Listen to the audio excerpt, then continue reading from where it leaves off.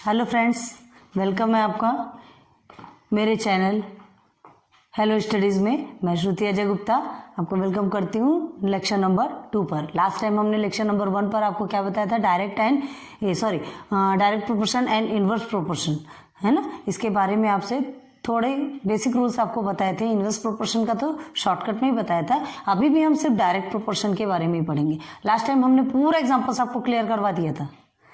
Total basic rule आपको बता दी थी कि वहाँ होता है क्या है। कुछ एग्जांपल्स भी बताए थे जिसमें क्या कहा था हमसे। सबसे पहले हमने आपसे सर्कल से रिलेटेड कहा था, है ना।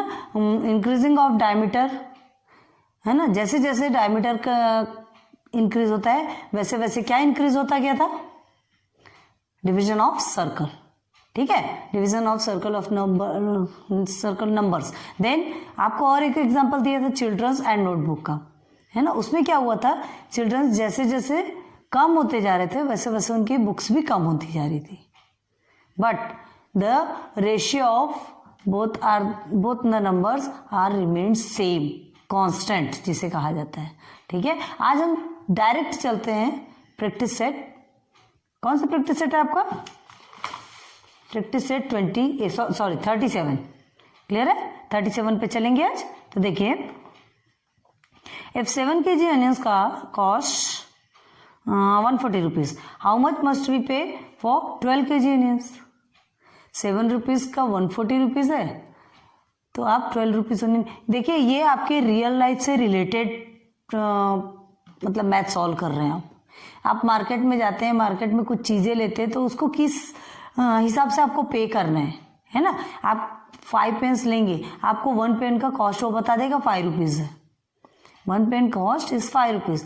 आप 5 पेन का कॉस्ट कितना देंगे, कितना पे करेंगे उसके, तो ये आपको अपना माइंड लगाना है, ठीक है। तो 5 5 25 रुपीज आप उसको पे करेंगे। तो ये इंक्रीजिंग में 1 pen cost is 5 rupees, then 5 pen cost is 25 rupees. Increasing में है, बढ़ते जा रहे, जैसे जैसे पेन के नंबर बढ़ेंगे वैसे वैसे कॉस्ट भी बढ़ेगा। तो ये डायरेक्ट प्रोपोर्शन होता है। चलिए, टाइम नहीं पास करते, देखते हैं। 7 kg onion cost 140 rupees. 7 kg 140 rupees है ना। तो हाउ मच वी पे इन 12 kg। तो हम क्या लिखेंगे, 12 kg का हमें मालूम है क्या? नहीं मालूम। 12 kg onion cost be x मान लेंगे हम, है ना। इसे ऐसे लिख सकते हैं, लेट्स सपोज, है ना, 12 kg कॉस्ट बी एक्स, जो भी है, हो गया। देन अब हमको क्या करना है, यहाँ हमें देखना है क्या कि ये कौन से प्रोपोर्शन में है, कौन से प्रोपोर्शन में। अब ऑलरेडी आप डायरेक्ट प्रोपोर्शन पढ़ रहे थे, डायरेक्ट प्रोपोर्शन के ही आपके क्वेश्चन है, लेकिन कैसे? 12 kg का आपको 7 kg का 140 पे करना है, तो 12 kg का आपको और उससे ज्यादा पे करना होगा। हमने कहा था आपसे, एक पेन का आपने 5 रुपीज दिया है, तो 5 पेन का आपको 25 देना पड़ेगा। इंक्रीजिंग ऑर्डर में चल रहा ना, ठीक है। तो 12 kg का आपने एक्स मान लिया, गिवन नहीं है। अब हमें क्या करना है, यहाँ क्या लिखेंगे, क्या है, the weight of onion and its cost. Onion का वेट और उसका कॉस्ट कैसा है, are in the direct proportion. देखिए, the weight of onion,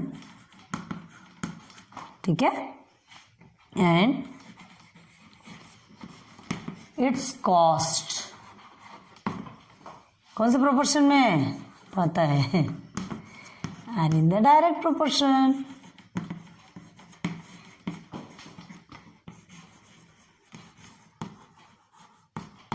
clear है?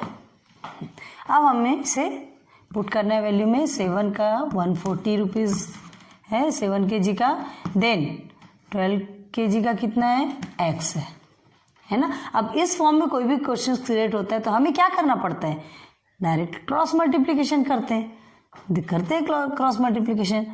इसका इसके साथ होता है, इसका इसके साथ होता है, ठीक है। तो 7 into x is equal to 12 into 140, ठीक है। 7 मल्टीप्लाई बाई एक्स कितना होता है, 7x। अब इसे हम सॉल्व अभी नहीं करेंगे, डायरेक्ट डिवाइड करने पे शॉर्टकट ट्रिक मिलती है, ठीक है। अब यहाँ लिखें, अब इसे कैसे लिखेंगे, x is equal to 12 into 140, ठीक है। क्या हुआ यहाँ पर 7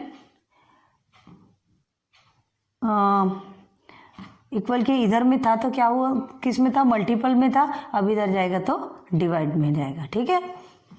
मल्टीप्लिकेशन और डिवाइडेशन, आपसे क्या कहा था हमने, माइनस में रहता है तो प्लस में चला जाता है, चेंज होने के बाद ट्रांसफर होने के बाद तो प्लस हो जाता है, मल्टीप्लिकेशन की कंडीशन में रहता है तो वो डिवाइडेशन की कंडीशन में हो जाता है। ये आ गया, तो अब इसे हम क्या करेंगे, डायरेक्ट सॉल्व कीजिए।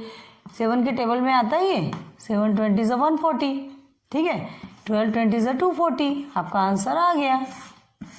240 क्या है, रुपीज है, हाँ 240 रुपीज है। 12 kg ऑनियंस के 240 रुपीज है ना, 7 kg ऑनियंस का 140। अब देखिए कैसे लिखा है, 7 का 140 है तो 12 का 240।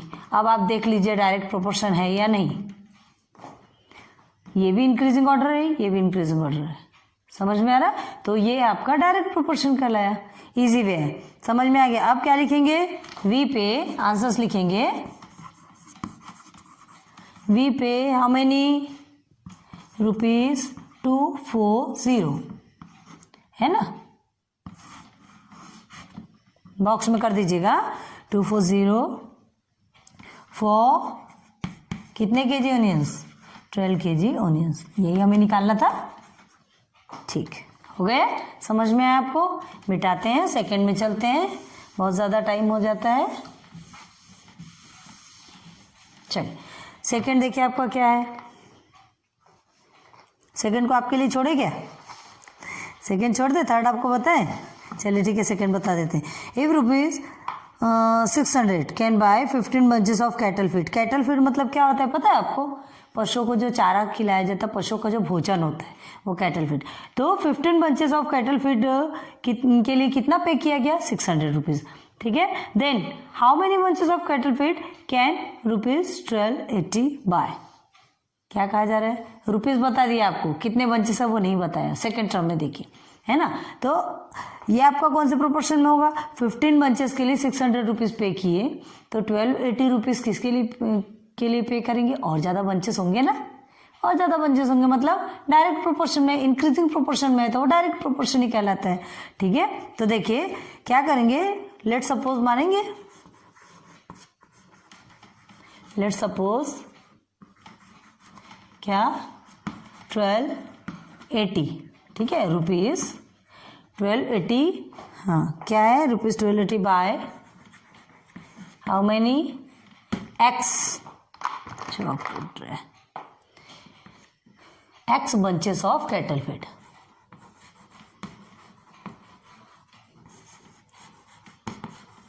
क्लियर है, ये क्लियर हो गया आपको, है ना, ये जरूर लगाइएगा। देन अब हमको बताना है कि ये किस प्रोपोर्शन में है, तो कैसे लिखेंगे आप, कॉस्ट ऑफ कैटल फीड, है ना, the cost of cattle feed and the number of bunches of cattle feed, ठीक है। बहुत लंबा हो जाएगा लेकिन आपको बताना पड़ेगा, ठीक है। The cost of cattle feed and the number of bunches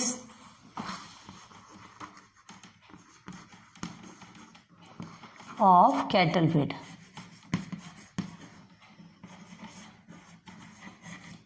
कौन से प्रोपोर्शन में, are in direct proportion, DP लिख रहे हैं हम shortcut.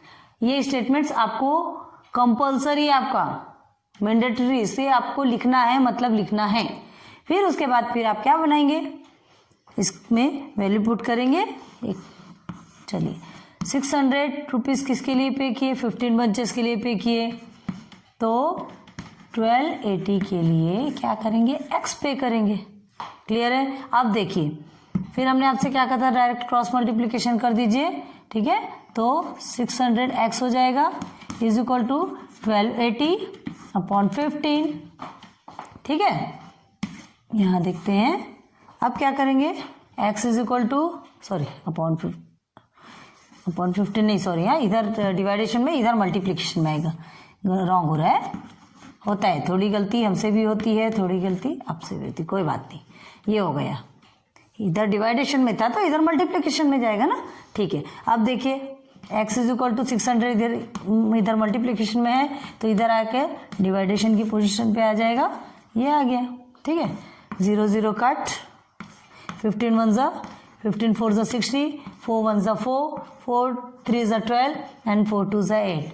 x is equal to 32, how many bunches, 32 है ना, मतलब 1280 रुपीज में 32 बंचेस कैटल फीड मिलेंगे।